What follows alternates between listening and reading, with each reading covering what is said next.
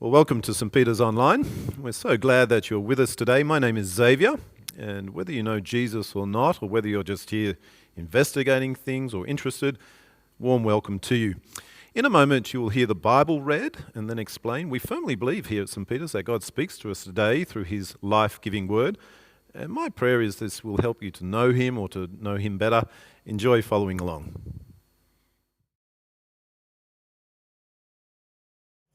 Morning everyone, my name's Mark and I'm reading from the Old Testament book of Deuteronomy, chapter 5, which in reading the first 21 verses. Deuteronomy is about the fifth book in the Bible, I think, so it's right near the beginning. So Deuteronomy chapter 5. Moses summoned all Israel and said, "Hear, O Israel, the decrees and laws I declare in your hearing today. Learn them and be sure to follow them. The Lord our God made a covenant with us at Horeb. It was not with our fathers that the Lord made this covenant, but with us, with all of us who are alive here today. The Lord spoke to you face to face out of the fire on the mountain. At that time I stood between the Lord and you to declare to you the word of the Lord, because you were afraid of the fire and did not go up the mountain. And he said, I am the Lord your God, who brought you out of Egypt, out of the land of slavery. You shall have no other gods before me. You shall not make for yourself an idol in the form of anything in heaven above, or on the earth beneath, or in the waters below. You shall not bow down to them or worship them. For I, the Lord your God, am a jealous God, punishing the children for the sin of the fathers to the third and fourth generation of those who hate me, but showing love to 1,000 generations of those who love me and keep my commandments. You shall not misuse the name of the Lord your God, for the Lord will not hold anyone guiltless who misuses his name. Observe the Sabbath day by keeping it holy, as the Lord your God has commanded you. 6 days you shall labour and do all your work, but the seventh day is a Sabbath to the Lord your God. On it you shall not do any work, neither you, nor your son or daughter, nor your manservant or maidservant, nor your ox, your donkey, or any of your animals, nor the alien within your gates, so that your manservant and maidservant may rest as you do. Remember that you were slaves in Egypt, and that the Lord your God brought you out of there with a mighty hand and an outstretched arm. Therefore the Lord your God has commanded you to observe the Sabbath day. Honour your father and your mother, as the Lord your God has commanded you, so that you may live long and that it may go well with you in the land the Lord your God is giving you. You shall not murder. You shall not commit adultery. You shall not steal. You shall not give false testimony against your neighbour. You shall not covet your neighbour's wife. You shall not set your desire on your neighbour's house or land, his manservant or maidservant, his ox or donkey, or anything that belongs to your neighbour. Morning, I'm Ray Dart. I'm a member of this congregation at 10 o'clock on a Sunday. Our second reading comes from 2 Corinthians chapter 3. And I'm reading the whole chapter, verses 1 to 18. 2 Corinthians chapter 3. Are we beginning to commend ourselves again? Or do we need, like some people, letters of recommendation to you or from you? You yourselves are our letter, written on our hearts, known and read by everyone. You show that you are a letter from Christ, the result of our ministry, written not with ink, but with the Spirit of the living God, not on tablets of stone, but on tablets of human hearts. Such confidence as this is ours through Christ before God. Not that we are competent in ourselves to claim anything for ourselves, but our competence comes from God.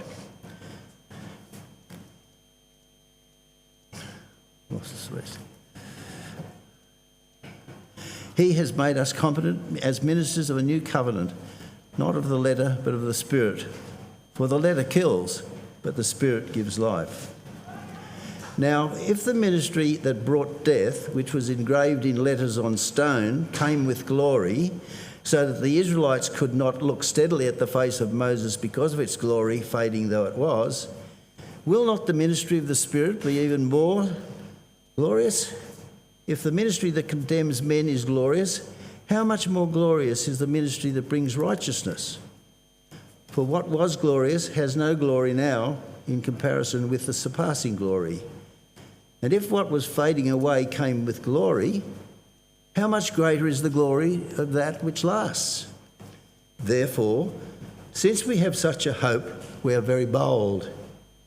We are not like Moses, who would put a veil over his face to keep the Israelites from gazing at it while their radiance was fading away. But their minds were But their minds were made dull, for to this day the same veil remains when the Old Covenant is read. It has not been removed, because only in Christ is it taken away. Even to this day, when Moses is read, a veil covers their hearts. But whenever anyone turns to the Lord, the veil is taken away. Now, the Lord is the Spirit, and where the Spirit of the Lord is, there is freedom. And we, who are unveiled faces, and we who with unveiled faces all reflect the Lord's glory, are being transformed into his likeness with ever-increasing glory, which comes from the Lord, who is the Spirit. There ends the reading. Thanks for reading that one, Ray. If you've got a Bible, keep it open there at 2 Corinthians chapter 3. We're going to be having a look through those verses that Ray just read for us. Very warm welcome to you this morning. If you're new or visiting, great to have you here with the joyful thing that we just had with Charlotte's baptism. My name's Andy. I'm on staff here, and we're going to be working through 2 Corinthians chapter 3 very quickly together this morning. I'm going to pray and ask for God's help as we read through these verses together, and then we're going to get into it. So let me pray. Our gracious Lord, please help us this morning to understand your word here in 2 Corinthians chapter 3 in such a way that it will open our eyes to what you are really doing, and that would change our lives. And we ask this for Jesus' sake. Amen. Well, I'm going to show you a couple of pictures, and I'd like to get your initial reaction to what you see in each one of these pictures. So here we go. Here's the first one. What do you see? Yeah, delicious. Yeah. That's good. Great snacks, all of that sort of stuff. It's a biscuit tin, right?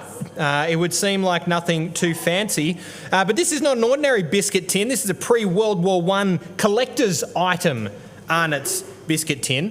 When these go on sale, they go on sale for over $2,000.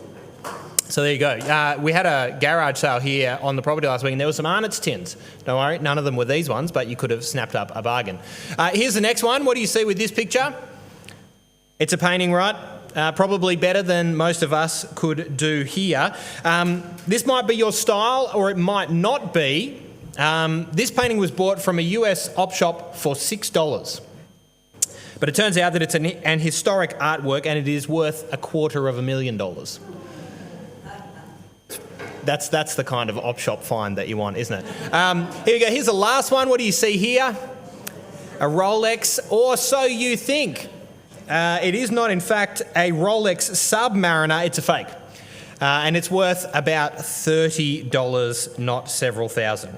Now, as we look at these, we all make snap judgments about what we think. Is this valuable? Is it not? Is this the real deal, or is it worthless? And in order to make a good decision about what is before us, we need to have the right eye to see what is before us. Because with the right eye, we will be able to identify whether the thing before us is of great value or of very little value, whether it's true and genuine or whether it's not. And so with the right eye, we would have been able to look at the Arnott's biscuit tin. If we looked really closely, we would see that it is hand-painted artwork on there, and this is a telltale sign for collectors that this is of extreme value. If we had the right eye, then we would have been able to see the faint signature in the top left of the artwork, writing N.C. Wyeth, and we would have recognised that this was an artwork of significant importance. And with the right eye, then we would have picked on the Rolex the subtle colour differences that appear on the numbering around the bezel, and we would have realised that it was a fake. You see, with the right eye, then we would have seen all of these things, because the right eye sees what matters. The right eye helps us to identify things of value and helps us to avoid fakes, because we really want the true thing. We want the genuine thing. We want the valuable thing. We don't want a rip-off. Now, we might not have an eye for a Rolex or for an obscure artwork, but do we have that eye when we look at a church? Do we have that eye when we look at people serving God? Can we see what is genuine and faithful and true? And if we were to look, what would we be looking for? What marks a faithful church or a faithful ministry? What ought we to look for? Now, there are lots of different opinions out there. I'll give you some of the various ideas that I've heard. For something to be genuine, for a church ministry or a church itself to be genuine, it must be big. No. It's got to be small. It's got to be contemporary. No. It's got to be traditional. It's got to be socially engaged, but not too engaged with the culture. It's got to be focused, but informal. It's got to be organised, but real ministries are organic. So what marks a faithful church? What should we be looking for? That's what our passage will give us today. Paul is writing to a church in Corinth that he started a number of years before, and they are having issues. And in our particular passage, he helps them to see what marks a faithful ministry. And I think he gives one answer in the passage. What marks a faithful ministry? Changed lives. So let's have a look there. If you've got your Bible, we're going to start with Paul showing that key mark starting there in verse 1. Have a look. Are we beginning to commend ourselves again? Or do we need, like some people, letters of recommendation to you or from you? Now, in the first century culture, commending yourself was common and it was acceptable, as were letters of recommendation. They were used not for the sake of boasting about yourself, but about making introductions. See, Paul is actually asking quite a pointed question here. Having started this church a number of years ago, do I need to reintroduce myself to you? Do I need to prove myself to you again? Do I need to provide proof that I am indeed a faithful and genuine servant of God with letters of recommendation from other people or from you? And the answer must be surely not. Have a look there in verse 2. You yourselves are our letter, written on our hearts, known and read by everyone. You show that you are a letter from Christ, the result of our ministry, written not with ink, but with the Spirit of the living God. Not on tablets of stone, but on tablets of human hearts. Such confidence we have through Christ before God. You see, this is how Paul shows his faithfulness. This is what shows his genuineness as a servant of Jesus. It is the changed lives of the Corinthians. That's his letter of recommendation. It's them. And anyone could look at them, and if they looked, then they could see. The whole world could see that their lives had been transformed. Paul is legit. His ministry is genuine, and of this he is supremely confident. Now, why is he so confident? Have a look there, verse 5. Not that we are competent in ourselves to claim anything for ourselves, but our competence comes from God. He has made us competent as ministers of a new covenant. You see, Paul is confident not in himself, but because God is at work through him. God has been at work by his Spirit. If you see there in verse 6, it's by his Spirit. He has been at work to change the lives of the Corinthians. And that's what shows that Paul is legit. That's why he's confident. And this remarkable change that has occurred in their lives, that once they weren't followers of Jesus and now they are followers of Jesus, it is glorious and amazing. And if we're keeping travelling through, in verses 7 through to 11, he spells out to them just how amazing this work of God has been, just how glorious. This work, he says, is more glorious than when Moses went up and met with the Lord, came down and was literally glowing with the reflected glory of God before them. That's verses 7 and 8. What is going on in the Corinthians is more glorious than that. And it's more glorious than when God at Mount Sinai shrouded the mountain in cloud, it glowed with fire, peals of thunder echoed down. The people stood at the base of the mountain trembling in fear, and they received from God his communication about how they might live for him, a communication that unfortunately for them revealed their shortcomings before him. It is more glorious than the giving of the law that revealed their shortcomings. That's verse 9 and 10. And what God has done in their lives is more glorious than all that God has done for the people of Israel before, because that was temporary, verse 11. You see, the change that God has brought in the heart of the Corinthians through Paul's ministry by his Spirit is so glorious that those things are as like nothing in comparison. And you've got to ask yourself at this point, is he serious? Why is it so glorious? I think that's what Paul explains in verses 12 through to 18. It's a bit tricky, but I think we can get it. Have a look there at verse 12. Therefore, since we have such a hope, we are very bold. See, Paul is committed to serving God, even though it is going to be difficult, because God is doing something glorious. He is opening eyes, softening hearts to the truth of who he is and what he has done in Jesus. And he uses Moses to explain this to them. Verse 13. We are not like Moses, who put a veil over his face to prevent the Israelites from seeing the end of what was passing away, but their minds were made dull. For to this day, the same veil remains when the old covenant is read. This is the issue. People don't want to know or follow Jesus. It's not that they can't understand who he is, that he existed in history, that he died and that he rose again. It's not that they can't understand the facts. It's that they don't want to follow him. Their hearts are veiled, is the language of the passage. They're covered. They are hard to that truth. They are unable and unwilling to see all that God has done in Jesus. They are closed off to him.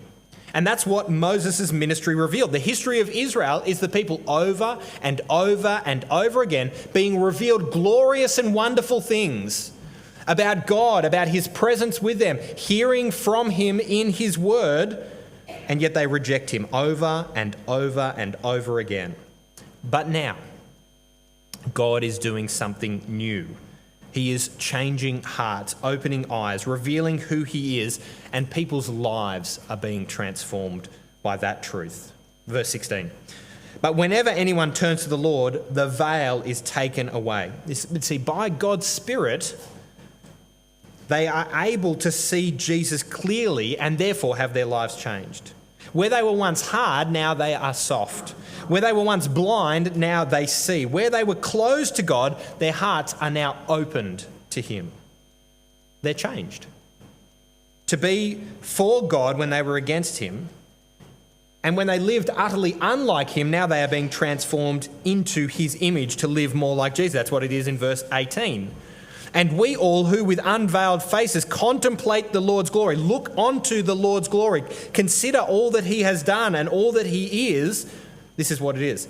They are being transformed into his image with ever increasing glory, which comes from the Lord who is the Spirit. See, that's the mark of true ministry, of a true and faithful church, changed lives. And that's why what God is doing is more glorious than what he did before. God is changing lives. That's why Paul keeps going on, even though it's difficult, even though all these barriers are placed before him. God is changing lives. So what marks a faithful ministry? Changed lives. Lives transformed to be more like Jesus. People having their hearts softened. People having their lives conformed to the image of Jesus. And that's where God's glory is displayed. And if we can see that, if we can get that, I think it transforms our lives in lots of different ways. I'm just going to point to two very quick ones. I think it'll reshape our values if we can see this. And I think it makes us ambitious. So let's have a look at the first one of those, reshaped values. First, when we see clearly all that God is doing, it will shape what we love and what we long to see. It reshapes what we value. See, Paul has shown the reality of the glory of God. It's revealed in the reality that he changes people's hearts. People who were once against him are now for him. And what he is doing is mind-blowing. Now, I think we just need to cement the reality of this. So let me ask you this question. Which of the two is more glorious? Compare the pair, if we may. To be stood at the side of the Red Sea, and for Moses to hold his staff up before the Red Sea and the Red Sea to be parted so that the entire nation of Israel would cross over it. And then behind that, as the army of Egypt is coming behind you, the waters close up, swallow up your enemies so that you're safe. That's the first one. Or is it more glorious to get together with a bunch of other people and read the Bible each week, to pray for each other and slowly, bit by bit, over a period of time, to have your lives transformed to be a little bit more like Jesus. Which of the two is more glorious? What Paul is saying is it is the second of those two. And it's so glorious what is happening in that slow change to be more like Jesus, that what happens at the Red Sea or at Mount Sinai or throughout the entire history of Israel is like nothing in comparison. You see, when we start to see what God is doing that way, it reshapes what we value and what we love and what we long to see. And we'll want to see God at work. We want to see his glory. And as we desire to see his glory, I think it makes us less likely to trade things of lesser glory for things of greater glory, because we won't want to miss seeing God's glory on display. Now, I saw this happen in the life of one of the guys. He was in a Bible study group, a group that we met together and read the Bible each week together. And he was at a point in his life where he's climbing the corporate ladder. Things are getting busy. He's part of big deals, shifting millions and millions of dollars around the world in various deals. And this particular week, everything was kind of coming to a head. Large deals, busyness. He was nominated for an award. There was an award ceremony that week. He was being interviewed to step up another position. And he, in the midst of the busyness of his week, he still came and gathered with us so that we could read the Bible. And as we were going around, we were praying for each other, he was sharing how busy his week was. And as he was saying it, you could feel the heaviness of all the stuff that was going on for him throughout that time. And one of the people just, as they were listening to it, they go, "What the heck are you doing here? There's so many other things going on in your life." And without skipping a beat, he said, "I wouldn't miss this for the world." And he meant it. He recognised that what was going on there in that small group of people reading the Bible together and praying together was of earth-shaking significance. And he wouldn't miss that for the world. You see, seeing God at work changes our lives. It reshapes what we value, and it makes us less likely to trade those things of great glory for things of lesser glory. So that's the first one. The second one is if we can see what is going on here, how God is at work and his glory on display in lives being changed, then I think it will make us ambitious. It'll give us a godly ambition, a desire to see God's glory on display as people's lives are changed. Now, God is at work. He is changing and transforming people's lives. But I'm not always so confident that will happen. I don't know about you, but I don't always feel of great confidence or a real great burning desire to see God's glory displayed more regularly and more abundantly. I look around and to be honest, the thing that I see is I look out and I see the church in Australia seems to be shrinking. It seems to be going backwards. Churches are closing faster than they're being started. I look around and the way that the followers of Jesus generally are treated. They are mocked and derided. They're belittled or completely ignored. I want to see God's glory, but I also don't want to get my hopes up. Do you feel that way sometimes? I do. I think we face several dangers on this front. I think we face some dangers here at St. Peter's. I think the danger that is here at St. Peter's is that we become comfortable, content and satisfied with everything that is going on here. I mean, make no mistake, it is a wonderful thing that is going on here. But we can lose sight of the fact that God's glory is displayed marvellously in people's lives being transformed to be more like Jesus. And so I think we need to be more ambitious for God's glory here in Tamworth. Not for our glory. To think of our glory and growing here at St. Peter's and seeing people's lives change here for our sake, it's petty and small-minded. We don't care about that. No one cares about the glory of St. Peter's. No. I want us as a church to have a burning desire for God's glory to be on display. That we will throw ourselves headlong into pursuing his glory. That we would dare and dream and try and move and do different things, straining with all that we have, that we might see God's glory on display with lives changed here in Tamworth. Now, This might be very ordinary, or it might be very big. It might be very ordinary that this desire, this burning desire to see God's glory on display and people's lives being changed, might show itself in your life as simply as just gathering with other people to pray that more people would come to know Jesus. It might be for you that you have that burning desire, that you think, I might actually make the step of stepping up to run one of those groups of people who gather and read the Bible and pray and seek to see their lives changed by God's Spirit week in and week out. So it might be that simple, praying, stepping up to see other people grow. Or it could be bigger than that. It could be that we look out at our town of Tamworth and we see that it is projected to grow past 100,000 people in the coming years. And then we look out and we see that there is a dozen or so churches here, and that is nowhere near enough to be able to reach 100,000 people with the message of Jesus. There might be drastic and amazing things that we might do. There might be some of us here who need to think that actually, for the sake of God's glory, for the sake of seeing lives change, I need to leave Tamworth and I need to go elsewhere to proclaim the message of Jesus, that people's lives would be changed. Now, I think this is a good reminder for us. Every church is a church plant. We here at St. Peter's are a church plant of St. Paul's West Tamworth. They had a desire for God's glory to be displayed in Tamworth and throughout the world with lives changed by Jesus. And on September the 7th, 1947, in Lydia Street, St. Peter's was started. And God has changed many lives here by his Spirit. God has changed lives around the world here as people have gone out from St. Peter's with a desire to see his glory on display in people's lives being changed. They've gone out into the world and that has happened. My question for us is, what might we do now to see God's glory displayed in lives changed by Jesus? You see, brothers and sisters, we need a gospel ambition. Not an ambition for ourselves, but an ambitious desire to see God's glory on display, that his Spirit would be at work in changing lives here in Tamworth and around the world. Now to finish, why don't you have a quick look around you? When you look around you right now, here's another image. What do you see? A pretty ordinary group of people, right? Speaking for myself. But with the right eye, you will see something different. Around you, what you will see is lives being transformed by God's Spirit and the message of Jesus, and it is glorious. What we saw today with Charlotte being baptised is a physical demonstration of God being at work.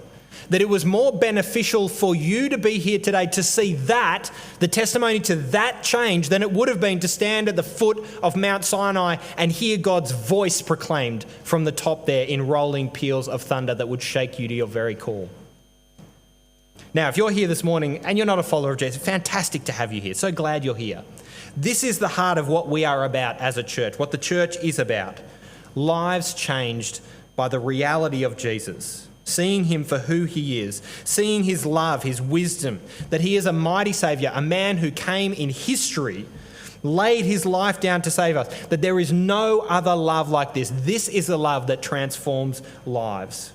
And we'd love you to know that love and be transformed too. Know the love and the grace and the mercy and the hope that comes from him. Xavier advertised this before. Next week, we run a series each term called Hope Explored, where you can come and explore the hope that you can have in Jesus. Come along to that. But brothers and sisters, our desire is to see lives changed. People growing more like Jesus. More people coming to find the hope and love and forgiveness that Jesus offered. And it's glorious. If we have the right eye to see it, we'll recognise it, and our desire will be to see it more and more and more. So why don't I pray that will be true of us. Gracious Lord, please stir in our hearts a desire to see people's lives changed, people's lives transformed from being blind and closed off and veiled to you, to being open to you, and lives that are transformed more and more and more to be like your Son Jesus. Please give us a confidence that you are at work and an ambition to see your glory displayed clearly as people's lives are changed. We ask this for Jesus' sake. Amen. Well, I hope that was helpful for you. Here at St. Peter's, we consider ourselves to be God's dearly loved children. We're passionate for Him, and we desire for everyone to know Jesus and to grow in Him. And we have so many activities around that for toddlers, children, youth, young adults, and more. Feel free to drop in anytime at one of our gatherings at 8 a.m. It's kind of more traditional service. 10 a.m. or 4 p.m. we have children's programs, or 6 p.m. In the evening, that's followed by dinner. You'd be more than welcome. If you'd like to know more about Jesus, we'd love to help you. We do a series called Hope, and you can meet new people. Or if you'd like to join St. Peter's, we have a special series called Belong, which can help you find your feet. So let us know. You can text us on 0466 200 791. I'll repeat that for our radio listeners, 0466 200 791, or you can use the QR code, which we'll leave up for the next minute or so. Enjoy your week.